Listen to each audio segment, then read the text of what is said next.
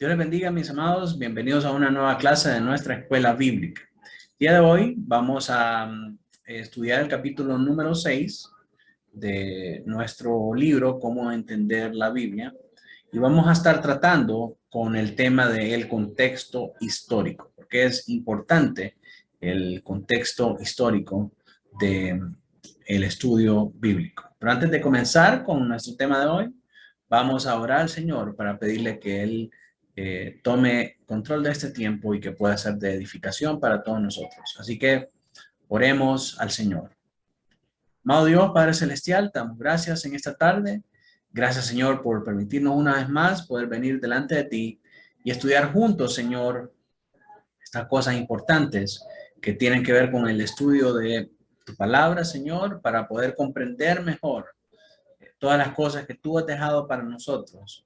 De manera, Señor, que podamos conocerte más a través de el estudio de la Biblia, Señor, utilizando todas estas herramientas que nos permitan vivir vidas santas para ti, Señor, con un mayor compromiso y una mayor consagración para la gloria de tu nombre. En Cristo Jesús oramos, Señor, y te pedimos que nos ayudes a poder abrir nuestros oídos, nuestra mente y nuestro corazón, de manera que podamos entender y aplicar todas estas cosas. En el nombre de Jesús, amén y amén. Bien, vamos entonces a irnos a nuestro material de este día. Como les decía, estamos tratando con el capítulo 6, que tiene que ver con el contexto histórico y cultural. Y en el marco de este capítulo vamos a ver primeramente una introducción, luego por qué preocuparnos acerca del contexto histórico y cultural, qué es el contexto histórico y cultural, los peligros asociados con los estudios del trasfondo, herramientas para identificar el contexto histórico y cultural, y finalmente terminaremos con nuestras conclusiones. Ups, ¿qué pasó aquí?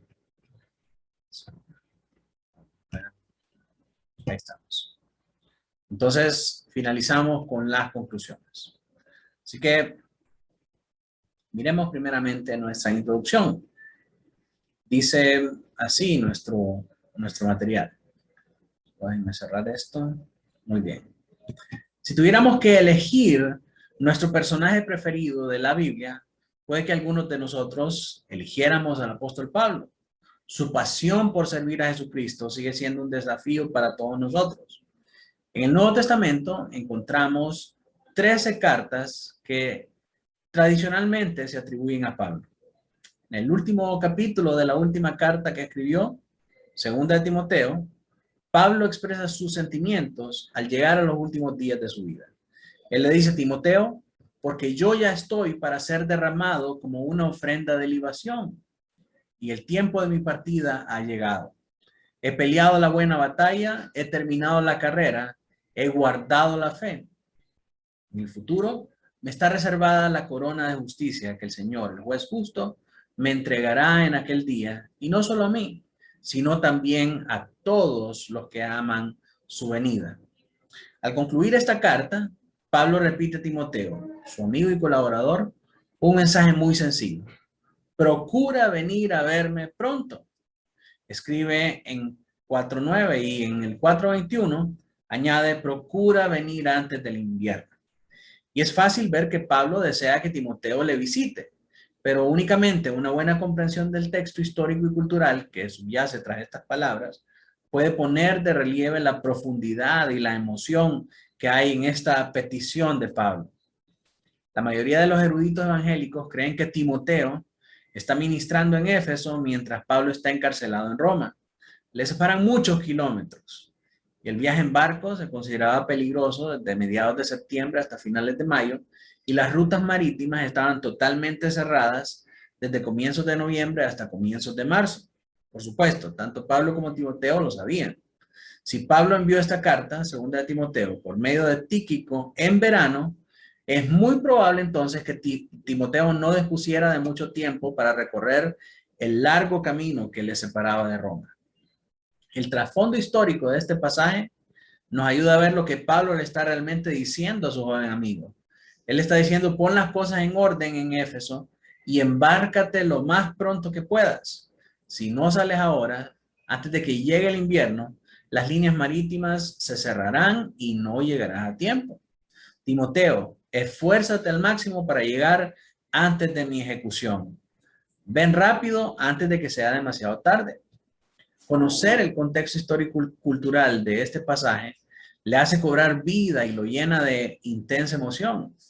Pablo no le está pidiendo meramente a Timoteo que le visite. La situación se parece más a la de un padre que reclama la presencia de su hijo antes de morir. Para captar el sentido de la palabra de Dios, hemos de entender el significado del texto en el contexto y aplicar este significado a nuestras vidas. Así que el contexto adopta dos formas fundamentales. En primer lugar, el contexto literario y en segundo lugar, el contexto histórico y cultural, que es al que nos referimos comúnmente como el trasfondo. En este capítulo, con el planteamiento de algunas importantes preguntas y respuestas, vamos a aprender algunos aspectos esenciales acerca del contexto histórico y cultural. ¿Por qué hemos de tomarnos la molestia de estudiar el trasfondo histórico y cultural de un pasaje? ¿Me importa verdaderamente? ¿Es necesario? ¿Qué es exactamente lo que obtenemos, lo que ganamos con esta clase de estudio? ¿Existen escollos o obstáculos en esta tarea? ¿De qué herramientas disponemos para llevar a cabo este trabajo? Nuestra meta en este capítulo es presentar un método para estudiar el contexto histórico y cultural de un pasaje y persuadirte de que conocer este trasfondo puede ayudarte a clarificar su significado y a poner de relieve su importancia para tu vida. Así que miremos ahora por qué es importante preocuparse por el contexto histórico y cultural. En su comentario acerca del trasfondo de la Biblia, Craig Keener nos recuerda que Dios no ha dictado la mayor parte de la Biblia en primera persona. No ha dicho, puesto que soy Dios, voy a hablar directamente con todas las gentes de todos los tiempos y culturas. Lejos de hacer esto, Dios, la fuente última, habló por medio de los autores humanos de la Escritura, en la fuente inmediata, para tratar las verdaderas necesidades vitales de personas en un momento y en una cultura en particular. Y así es como Dios ha decidido hablar. Y por favor, no malinterpreten lo que se está enseñando aquí en el libro. Dios nos ha dado principios eternos en su palabra que se aplican a todas las personas de todas las épocas y en todas las culturas. Nuestra meta es enseñarle a descubrir y a aplicar estos principios teológicos a su vida. No estamos cuestionando si Dios nos ha dado o no principios de trascendencia eterna. Simplemente observamos como la manera en cómo lo ha hecho. Creemos que el modo en que nos acercamos a la Biblia, es decir, el modo en que escuchamos a Dios, ha de coincidir con el modo en que Dios nos dio la Biblia. Es decir, el modo en que Dios decidió hablarnos. De lo contrario, es muy probable que malinterpretemos lo que quiere decirnos. Puesto que Dios dio su mensaje en situaciones históricas específicas, a personas que vivían en lugares concretos, que hablaban un idioma determinado y tenían una forma de vida específica, tenemos que tomarnos en serio la antigua situación histórica y cultural. En esencia, no podemos simplemente ignorar a aquellos que vivían en aquel entonces y pasar directamente a lo que Dios quiere decirnos hoy. ¿Por qué no? Una vez más, porque la forma en que escuchamos a Dios, nuestro acercamiento interpretativo, ha de hacer honor a la forma en que Dios ha decidido comunicarse.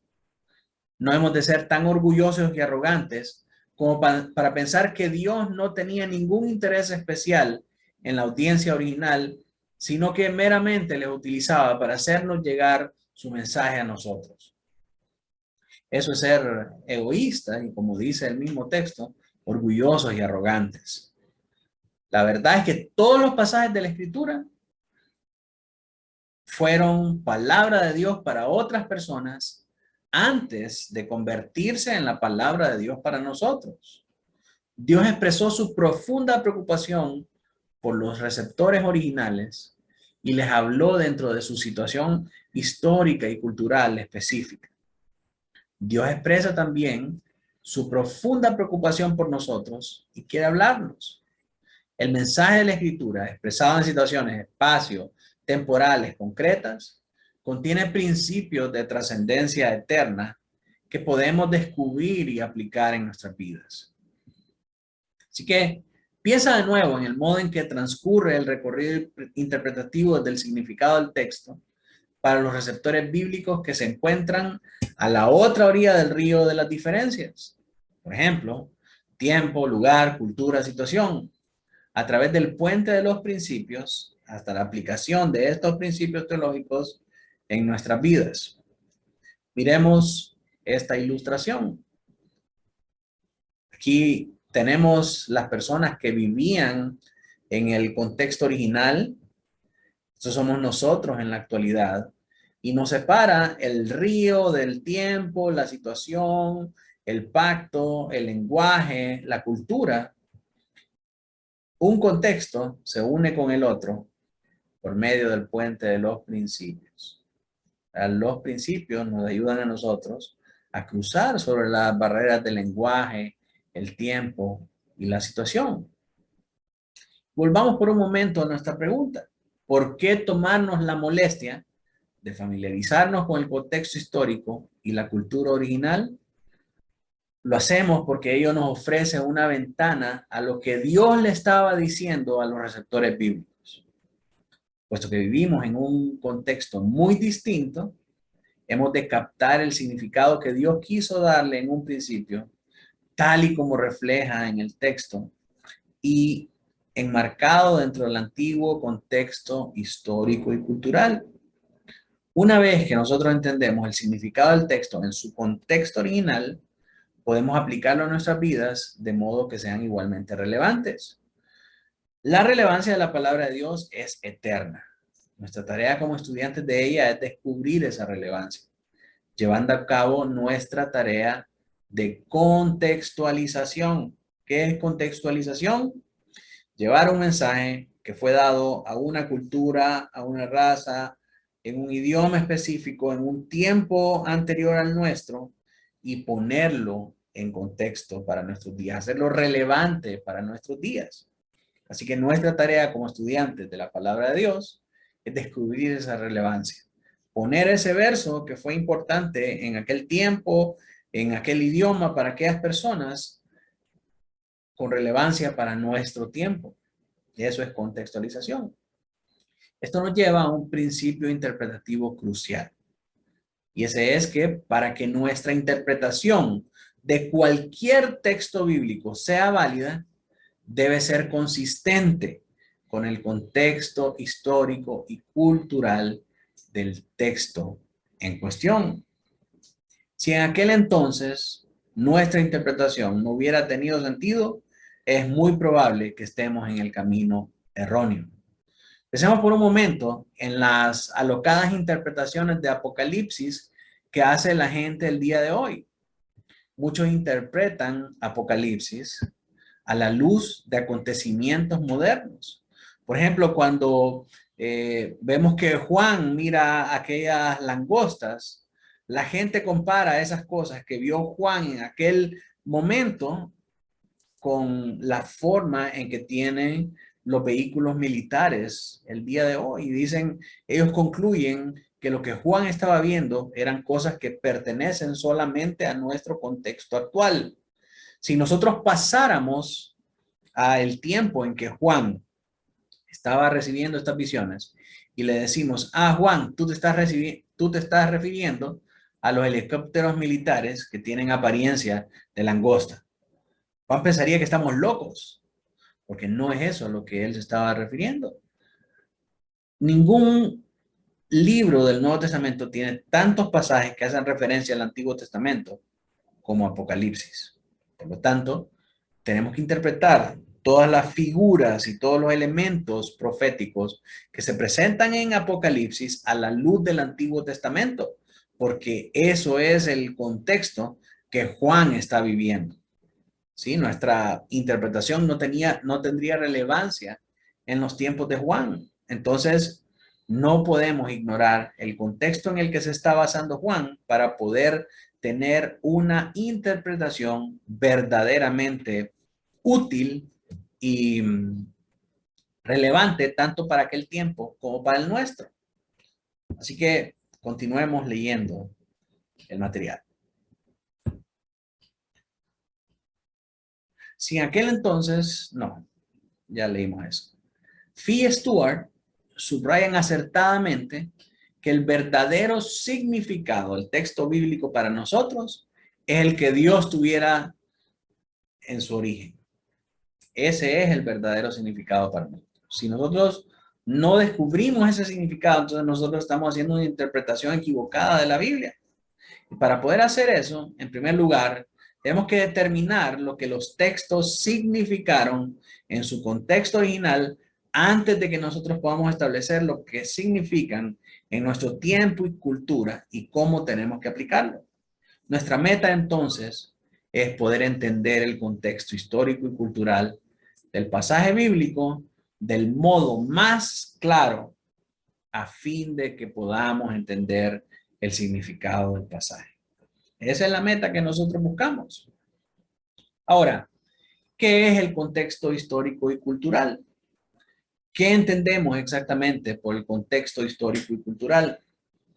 Generalmente hablando, esta clase de contexto tiene que ver con el escritor y con los receptores bíblicos y con cualquier elemento histórico y cultural que surja del pasaje. El contexto histórico y cultural tiene relación con casi cualquier cosa fuera del texto que sea de ayuda para entender su sentido. Por ejemplo, ¿cómo era la vida de los israelitas mientras deambulaban por el desierto? ¿Qué es lo que creían los fariseos respecto a la celebración del Sabbat? ¿Dónde estaba Pablo cuando escribió la epístola de los Filipenses? El contexto histórico nos habla de todo lo que iba alrededor del momento en que una persona está hablando acerca de esas cosas. Por ejemplo, hoy en nuestro llamado a la adoración, leíamos Oseas 7. ¿Qué estaba pasando alrededor de Oseas cuando Oseas dio esa profecía? Fue utilizado por Dios para hablar al pueblo de Israel acerca de su rebeldía, acerca de su incredulidad y acerca de su desobediencia para con Dios.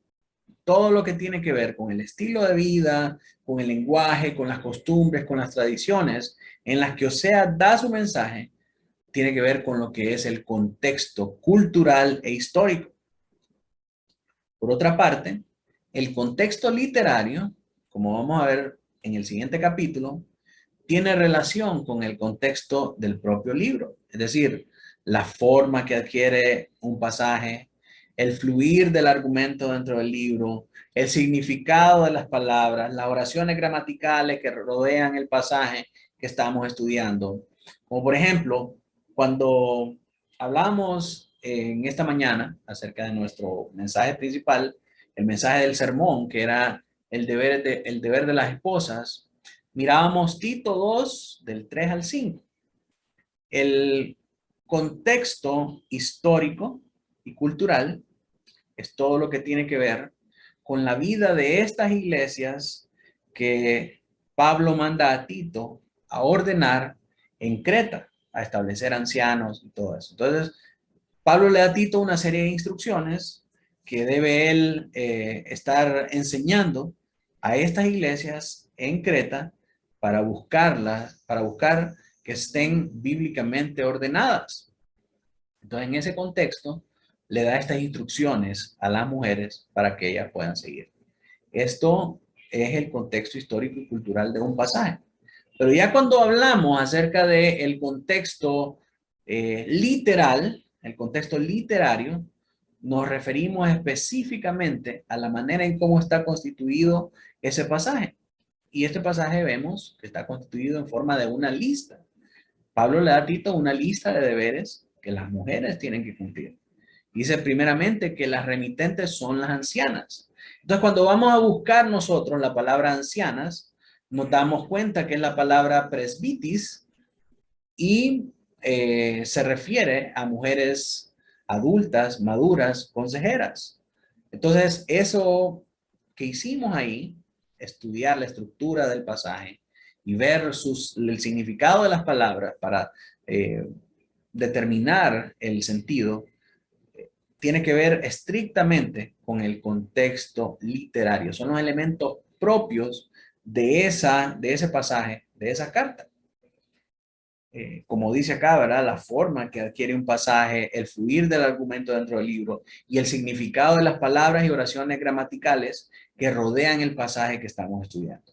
Entonces, si nosotros estudiamos cómo era la vida en la isla de Creta, quiénes eran los pobladores de la isla de Creta, qué porcentaje de los pobladores era judío, estamos hablando del contexto histórico y cultural. Mientras si vamos a buscar qué significa o cuál es la palabra griega para la instrucción de que las mujeres tienen que ser buenas, encontramos que es la palabra ágatos, que se refiere a útil, fructífera, productiva. Eso tiene que ver con el contexto literario. Entonces espero que pueda comprender bien eh, estos dos elementos, el contexto histórico y cultural, que se refiere al trasfondo, y el contexto literario, que tiene que ver con elementos propios del fragmento que estamos leyendo.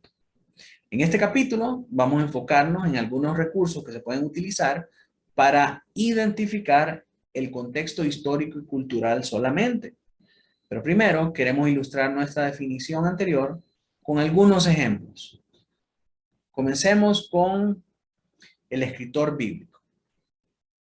Puesto que Dios decidió trabajar a través de autores humanos como fuente inmediata de su inspirada palabra, cuanto más conozcamos acerca del autor humano, mejor.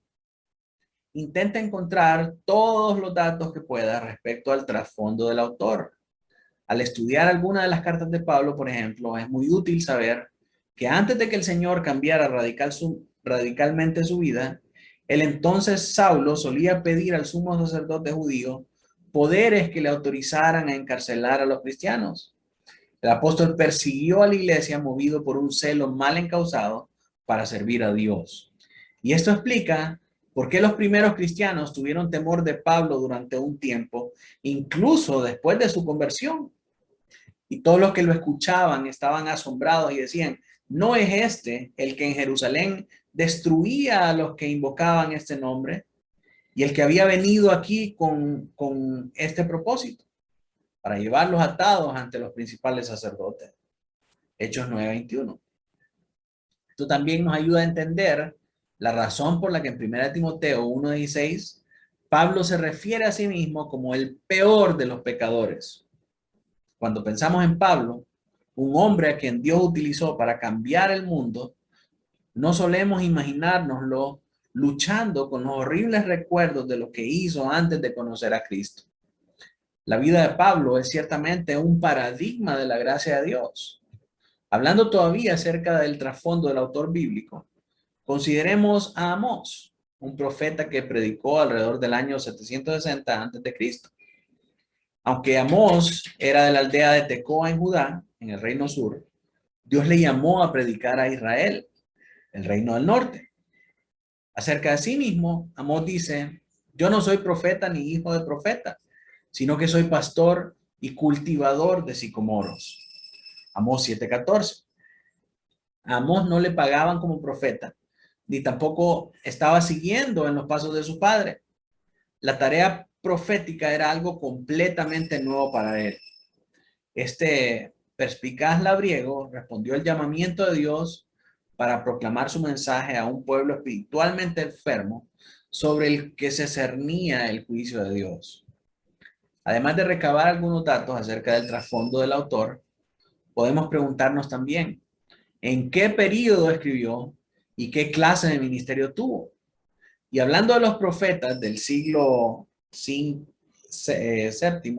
antes de Cristo, podemos recordarnos de Gomer, la infame esposa de Oseas. ¿Has pensado en la relación que tenía con el ministerio de este profeta su matrimonio? Su deplorable relación con Gomer fue un vehículo para comprender y expresar el adulterio espiritual con que Israel ultrajaba a Dios. Igual que Gomer había rechazado a Oseas, Israel había rechazado a su verdadero Dios, Yahvé, yéndose en pos de dioses paganos. Además de esta recopilación de datos acerca del trasfondo y el ministerio del autor, es también importante entender cuál era la relación específica que había entre el autor y el pueblo con que se relacionaba. A partir del tono y el contenido de la carta a los Gálatas, por ejemplo, puede colegiarse que Pablo está preocupado con las iglesias de Galicia por su alejamiento hacia un evangelio distinto. El apóstol llega incluso a omitir su habitual acción de gracias y pasa directamente a una reprensión.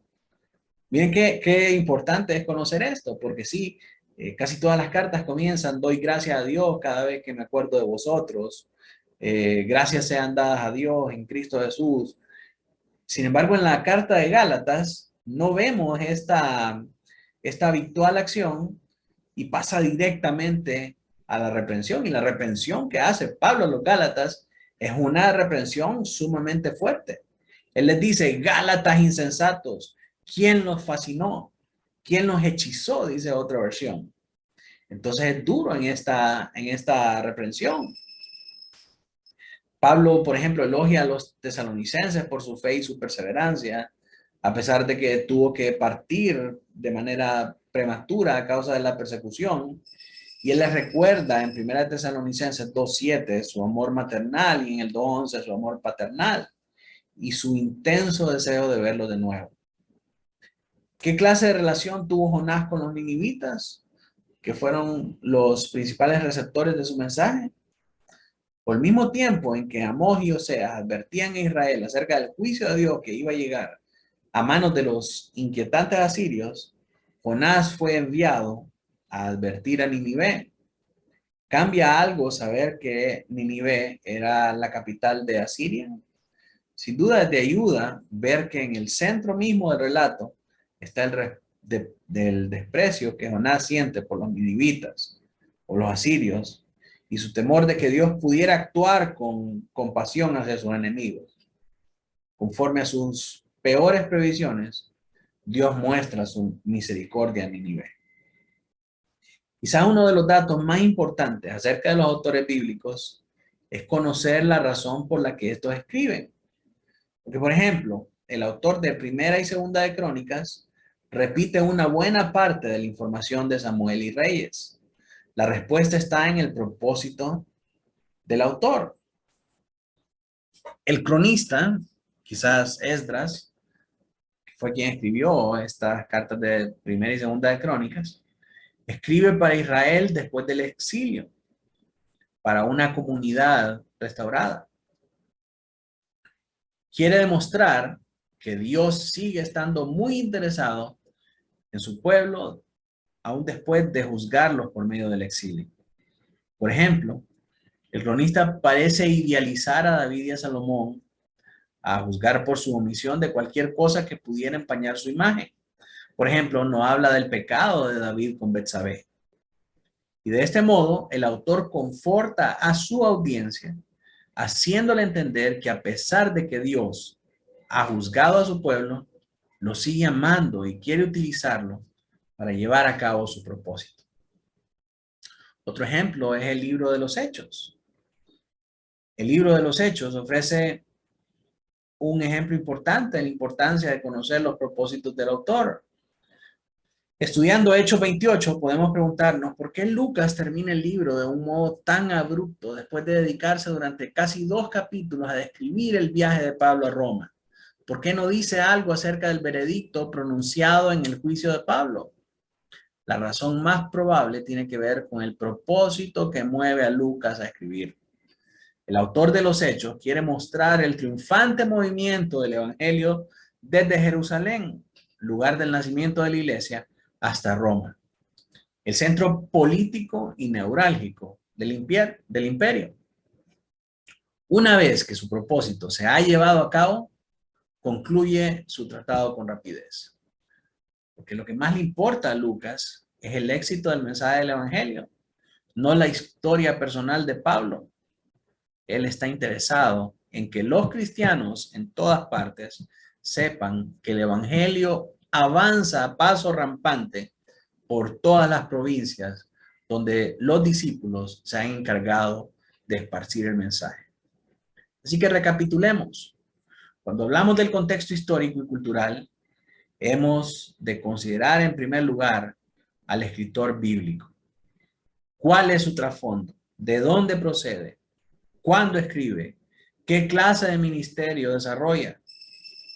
¿Cuál es su relación con las personas a quienes escribe?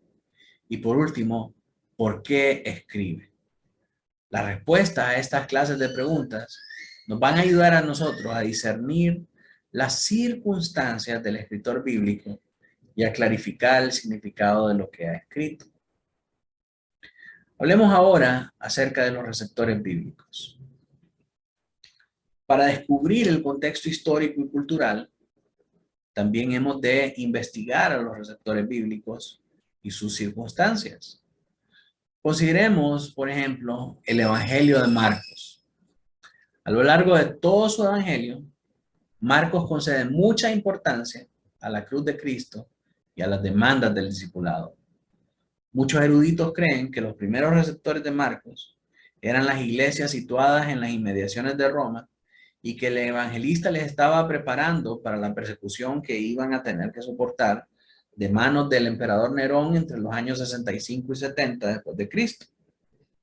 Con el fin de estimular a estos creyentes a permanecer fieles en medio del sufrimiento, Marcos subraya la fidelidad de Jesús durante sus periodos de sufrimiento.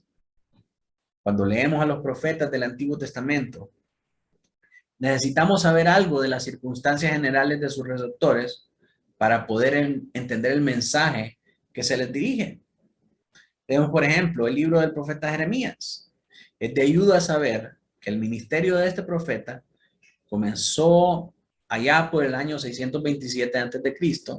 y terminó un poco después del año 586 a.C. Esto significa que Jeremías fue testigo del avivamiento que se produjo durante el reinado del rey Josías, la caída de Asiria y el surgimiento de Babilonia, el primer sitio de Jerusalén en el 598 y 97 a.C. y la destrucción de su nación en el año 586 a.C.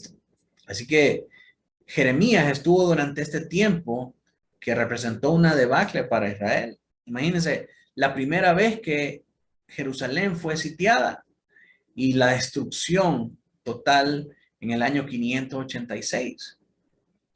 Jeremías entonces se encarga de predicar contra los pecados de Judá y predijo la destrucción de Jerusalén y el exilio babilónico, que los babilónicos iban a llegar, iban a sitiar a Jerusalén, capital del reino del sur, y se los iban a llevar exiliados hasta Babilonia. No obstante, Jeremías también pronunció poderosas palabras de ánimo y esperanza durante los oscuros días del último sitio de Jerusalén.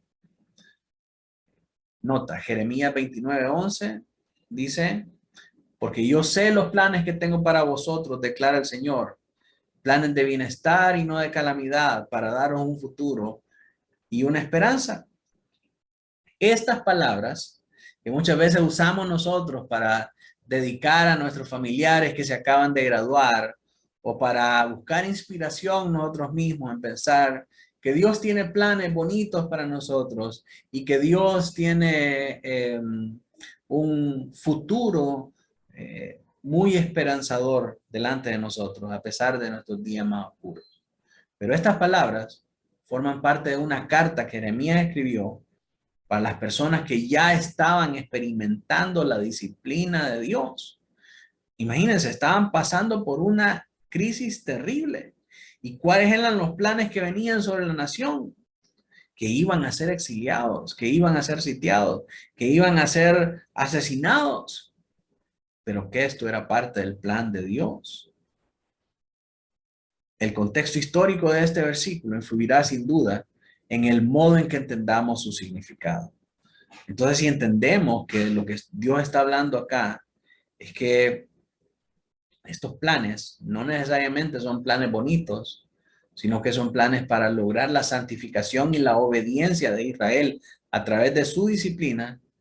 Cuando nosotros entendamos ese contexto, vamos a entender que no podemos usar ese versículo para estar dedicando frases románticas y frases acerca de un futuro esperanzador, porque estas frases tienen que ver con la disciplina de Israel.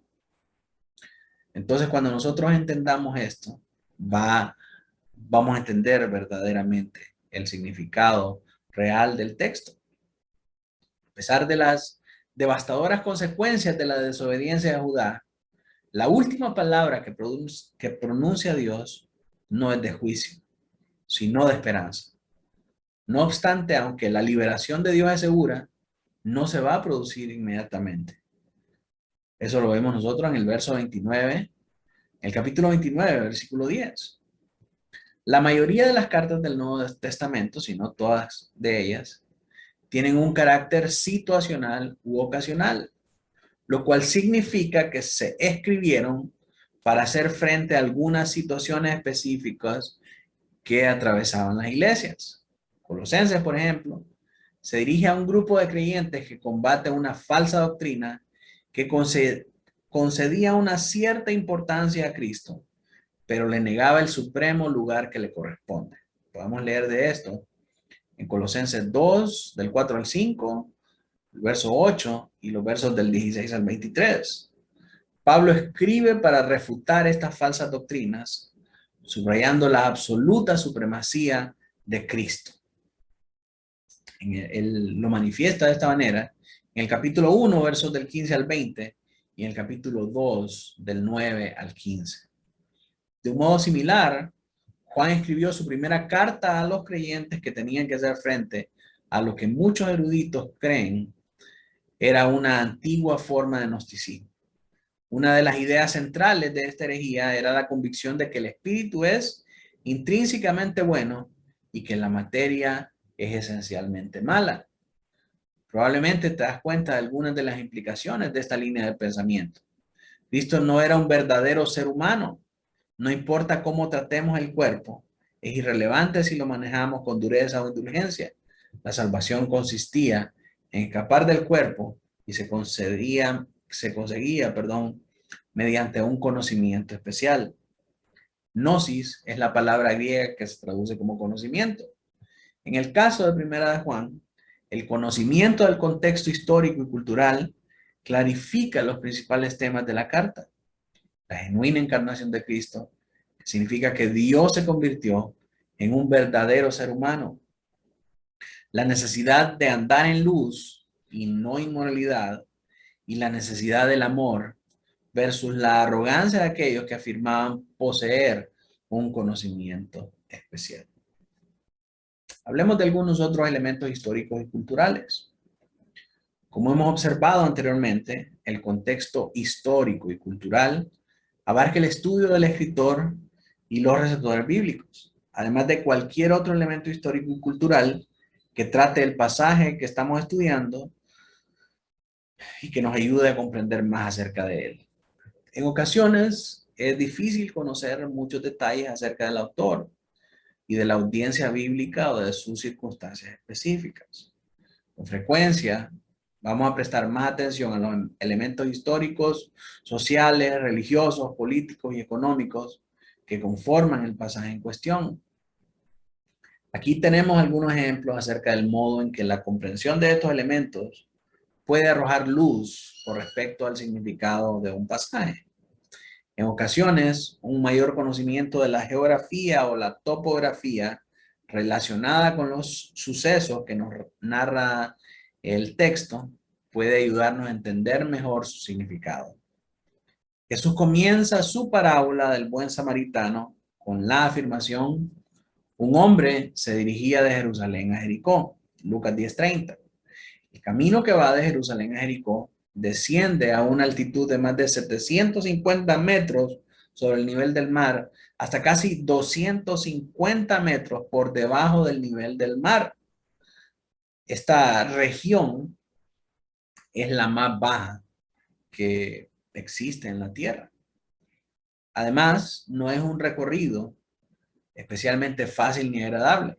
La distancia a recorrer es de más de 30 kilómetros y el camino discurre a través de un territorio desierto y escarpado donde los ladrones encontraban fácilmente escondrijos.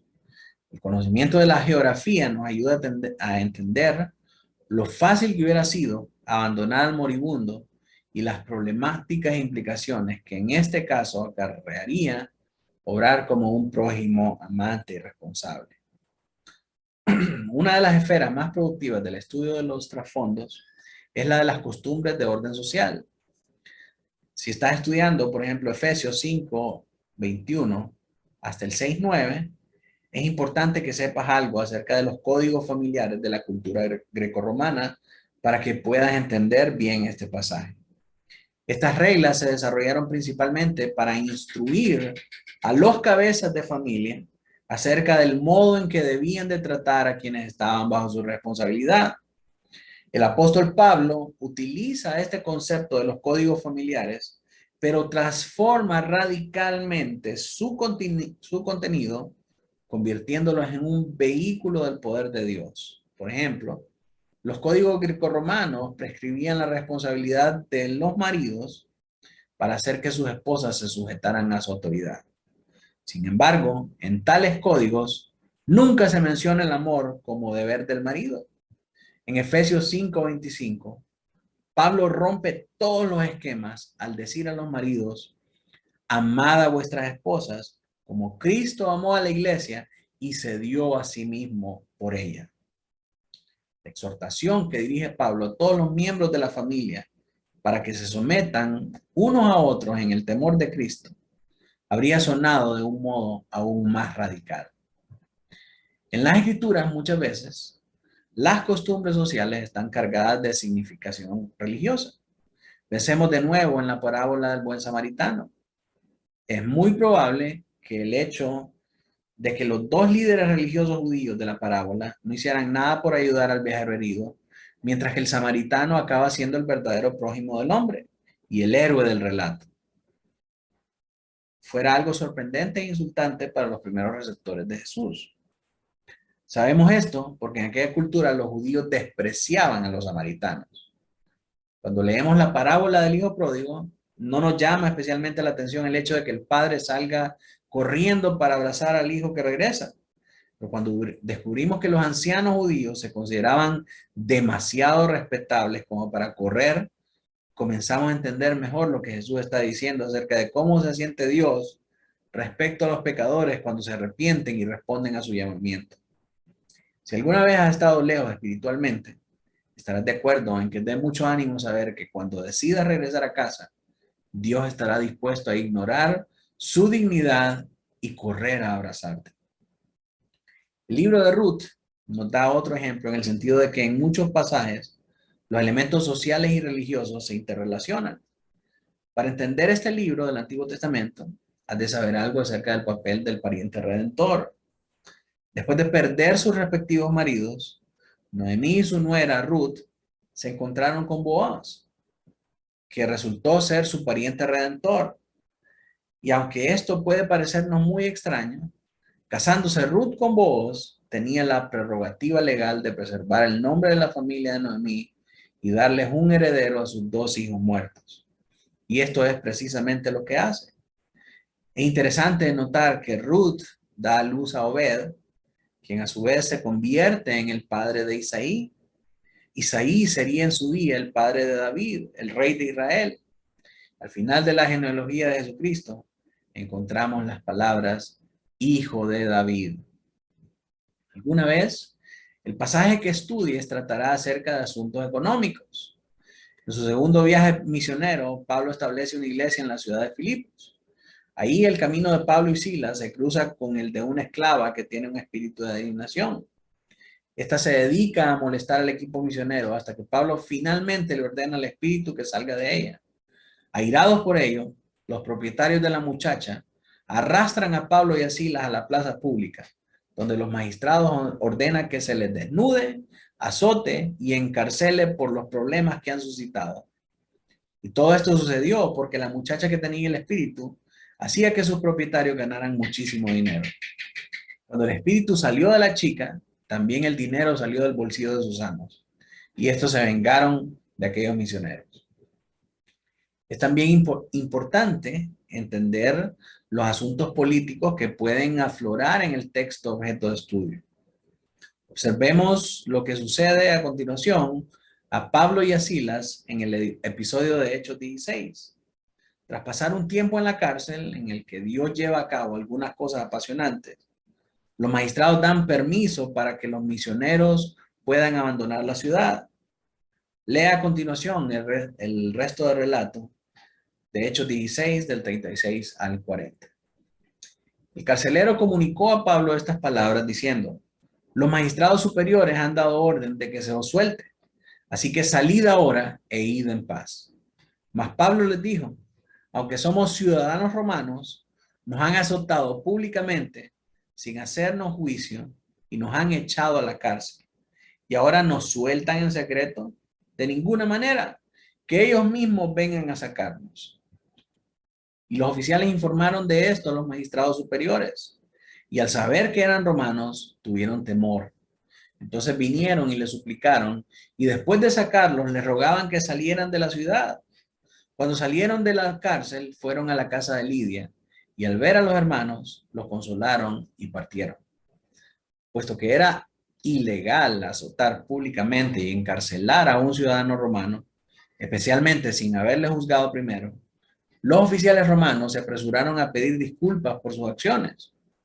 Es probable que la razón por la que Pablo y Silas demandaran una escolta para salir del pueblo sea que las autoridades hicieran una declaración pública de su inocencia para beneficio de la iglesia en Filipos.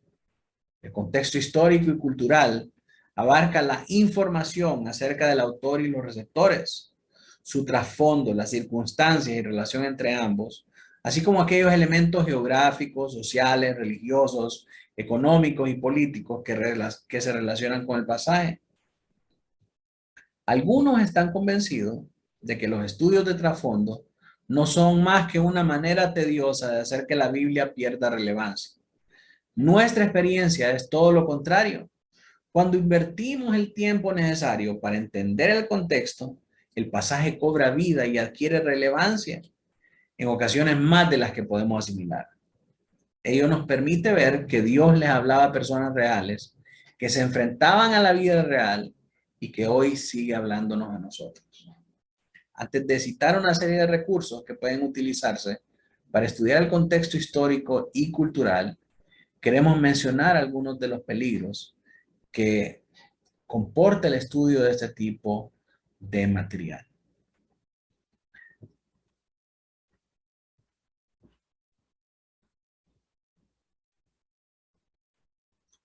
Por razones de tiempo, vamos a quedarnos hasta acá y en nuestra próxima clase vamos a seguir estudiando acerca de estos peligros relacionados con el estudio del trasfondo.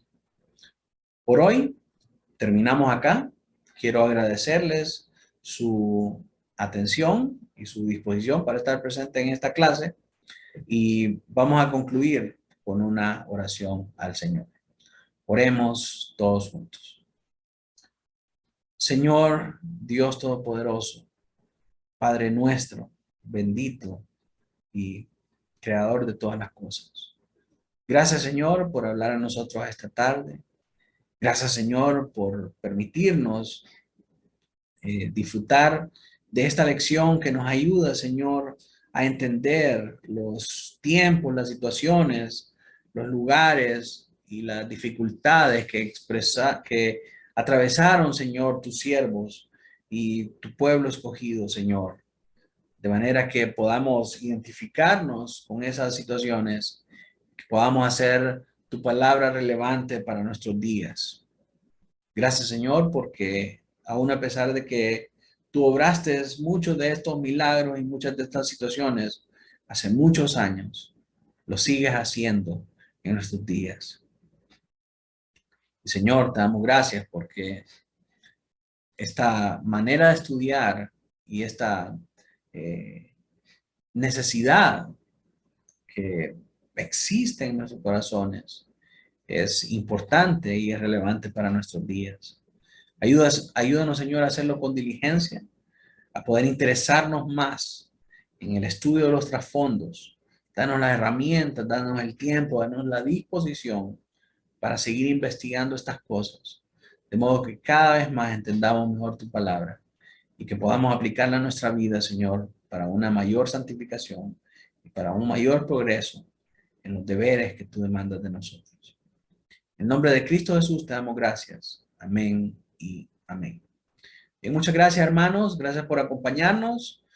Que continúen disfrutando el día del Señor y nos vemos la próxima semana en nuestra reunión de discipulado. Que Dios les bendiga a todos.